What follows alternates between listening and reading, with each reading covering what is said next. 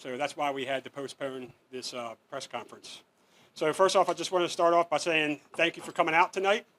I am Colonel William Davis, Chief Deputy of the Harford County Sheriff's Office. I know this briefing comes in late in the day, but last night we received critical pieces of information, and our detectives have been working throughout the night and today running down our new leads. Once the new evidence came to light, Sheriff Gaylor was adamant that we needed to inform our community as soon as possible, and that's why we're here tonight. As you know, since Saturday, August 5th, 12 days ago, the Harford County Sheriff's Office has been working around the clock to get justice for Rachel Morin and hopefully bring peace to her family.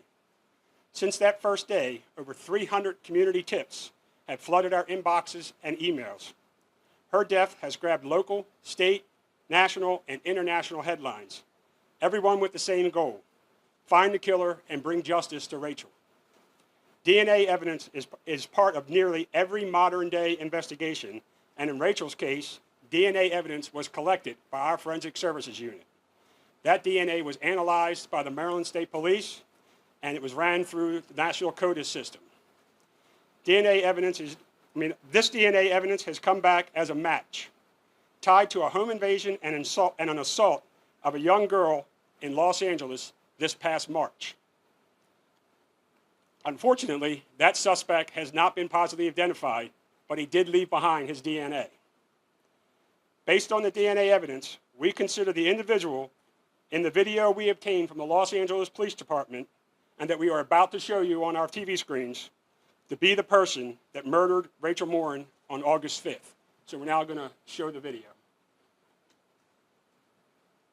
And just so everyone's aware, this video, after this press conference, this video will be posted on our social media.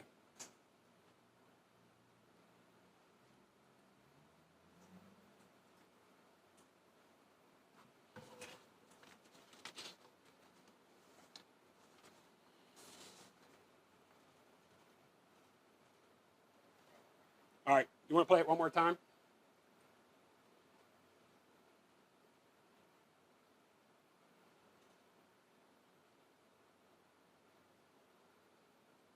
Okay.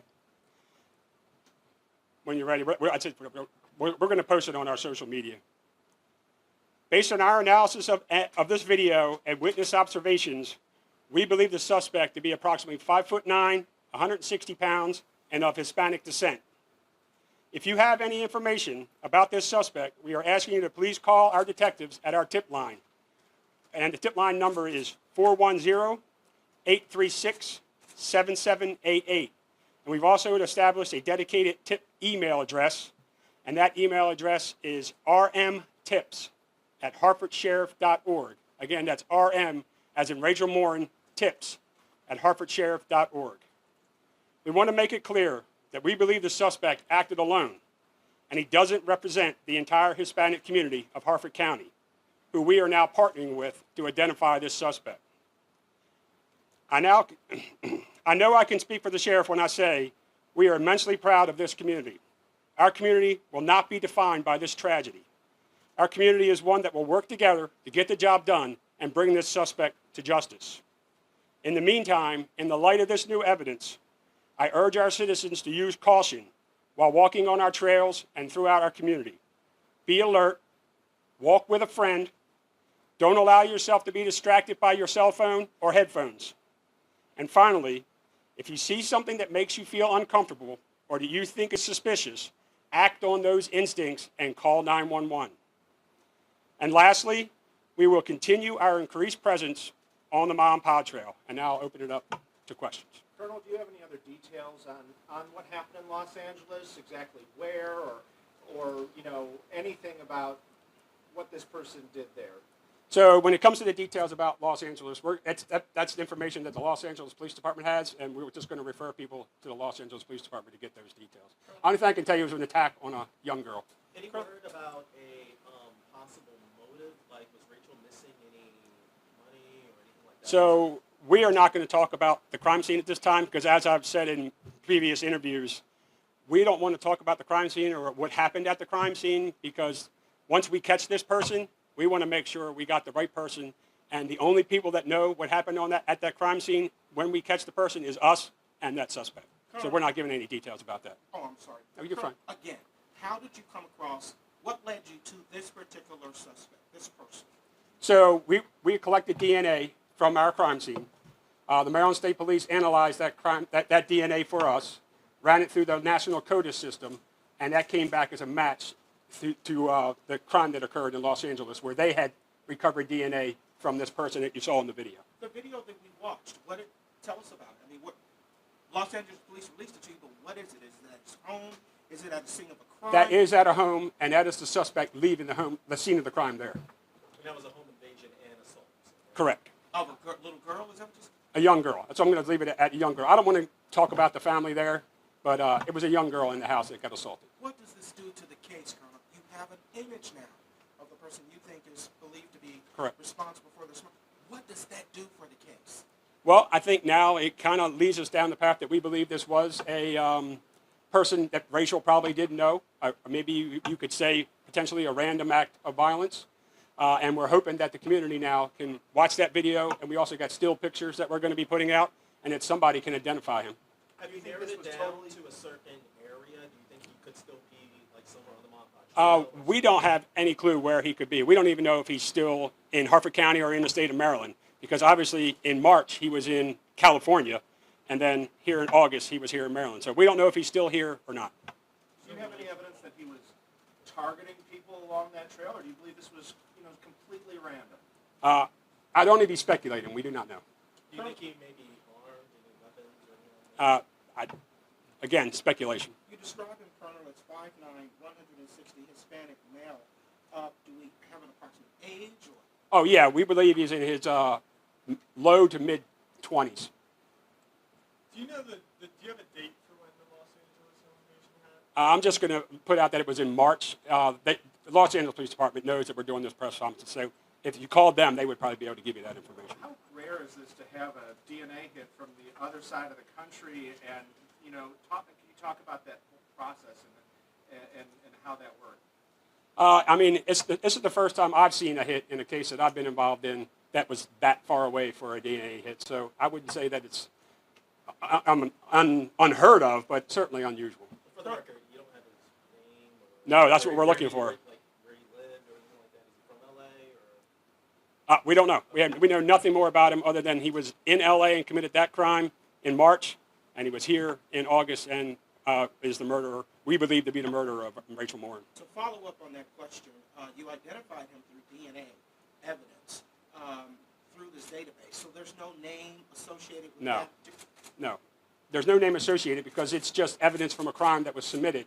And his DNA, like being arrested and getting DNA, none of that is in the system. However, we are working with, we have called the FBI, and we are working with some of their DNA experts in their crime lab to try to help us further analyze this DNA. Without compromising the investigation, can you tell us, Rachel was found. Correct. And it was determined that it was a homicide. Correct. Was there trauma? Was she beaten? What was the nature of the homicide? All we've said so far, and I think we're going to leave it at that, is that it was a violent attack. What's your message No to the relationship at all between Rachel and the suspect? Well, again, we just got this information last night. Not that we have been able to determine yet that we don't know of any relationship or that they were known to each other before this incident. So I can't really say, but right now, no. Obviously, this is what already has the community on the edge. Right now. Absolutely. You have somebody out here who just murdered someone. What's your message to the community? Obviously, people are scared. Out here. Yeah, we want our community to be vigilant. Obviously, the Mom Pa Trail has been opened since the day after Rachel was discovered. We have a very large amount of deployment on the Mom Pa Trail. We are going to continue that deployment until either this person is caught or we believe he's not in the area anymore. But our plan is to be vigilant for our community. Our community has been just tremendous with the support they give us and trying to figure out what's going on and calling in tips. And we're hoping that maybe even people from L.A. will see this interview and see that this person committed that crime there, and maybe somebody knows him. We believe and we hope that somebody who actually knows this suspect that's in the video will be able to identify him for us. Forgive me if you said this. Are you revealing where the DNA was found? No. Was it under fingernails? No, or we're not something? going to reveal that. That video was from Los Angeles. That video is from, After the assault? yep, That is the suspect leaving the assault that occurred in March in Los Angeles. Doorbell camera, right? I mean, Home security. yes. All right. Any other questions? All right. Well, thank you very much. Thank you. Well, that is incredible, you have to say. I know we have been speculating from Harford County across the nation, but I don't know if you ever thought of this scenario here tonight. Let's just recap here. Colonel Davis came on and gave us, we have new leads and new evidence, and what that new evidence is, they collected DNA evidence from Rachel, and they ran it through the Maryland State Police, the DNA lab, and they matched it up with a crime committed out in Los Angeles in March of a man who broke into a home invasion and attacked a young girl inside. He is described as 5'9", 160 pounds, Hispanic, low to mid 20s, and they believe that he acted alone in this Rachel case, and they are teaming up with the Hispanic community in Harford County to work with them to team up to find out who this man is. Amazing information coming in from Harford County here tonight. We will have the number here now. If we ran it's hard, don't you think? It was hard to determine who the guy was, except we have to freeze frame it from the side. Maybe get a side angle. We're going to do that for you tonight at 11 o'clock and do it online too at WMAR2news.com. But here's the number. If you recognize this guy, or if you've seen him in Harford County wandering around, 410-836-7788. And they've also set up a tip line on an email, rmtips@harfordsheriff.org. Incredible information, 300 tips. All you need is one more to find out who that man, the suspect, is. We will see you tonight at 11 o'clock. We'll have a full recap on what we just heard. We'll see you then.